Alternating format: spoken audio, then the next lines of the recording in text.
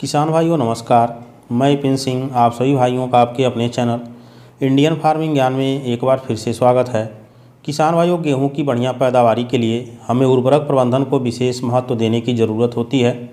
अवस्थानुसार फसल को वह सभी उर्वरक देनी चाहिए जिसकी पौधों को विशेष आवश्यकता होती है। यदि हम अवस्थानुसार उर्वरक या खाद का सही प्रबंधन नहीं करते हैं तो फसल के विकास पर बुरा असर पड़ता है। अक्सर किसान फसल की 40 से 50 दिन की अवस्था तक विशेष ध्यान रखते हैं, लेकिन जब फसल फुटाव में आती है तो पानी लगाकर केवल यूरिया देना मुनासिब समझते हैं और कुछ साथ में देना मुनासिब नहीं समझते हैं, जिसका परिणाम यह होता है कि फसल अच्छी होते हुए भी पैदावारी नहीं मिल पाती है। जबकि फसल में फुटाव का समय एक क्रिटिकल समय होता है। इस समय ध्यान न रखने का परिणाम होता है कि फसल में एक समान बालियाँ एक साथ न निकल कर बारी बारी से निकलती हैं, जिससे फुटाव एक सार नहीं दिखाई देता है। पोषक तत्व की कमी की वजह से कुछ बालियाँ छोटी होती हैं तो कुछ बड़ी होती हैं। कभी कभी ऐसा भी होता है कि बाली के निचले हिस्से और ऊपरी हिस्से पर कुछ दाने सफ़ेद हो जाते हैं, जिसे दबाने पर पता चलता है कि वह खाली हैं, जिससे पैदावारी घट जाती है।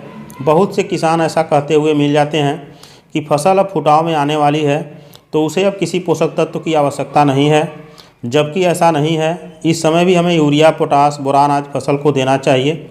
नाइट्रोजन अनाज वाली फसलों में प्रोटीन की मात्रा बढ़ाता है तथा दानों के बनने में मदद करता है।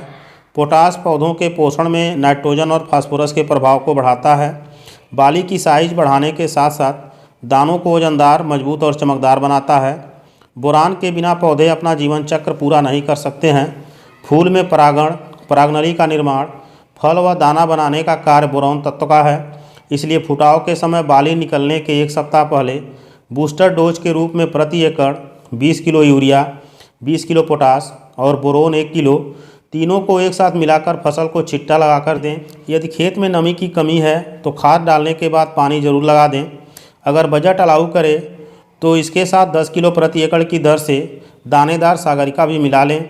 इस तरह यदि आप फुटाव के समय इन सब उर्वरकों को देते हैं तो फसल में फुटाव एकसार होगी।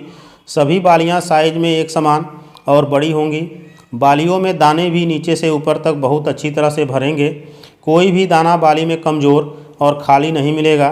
किसान भाइयों, फुटाव के समय यदि आप फसल को यूरिया, पोटास, बोरान और साथ में सागरिका दे देते हैं तो फुटाव के समय फसल को स्प्रे के रूप में कुछ भी देने की ज़रूरत नहीं है।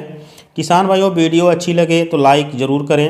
अगले वीडियो में एक नई जानकारी के साथ फिर मिलेंगे। तब तक के लिए धन्यवाद।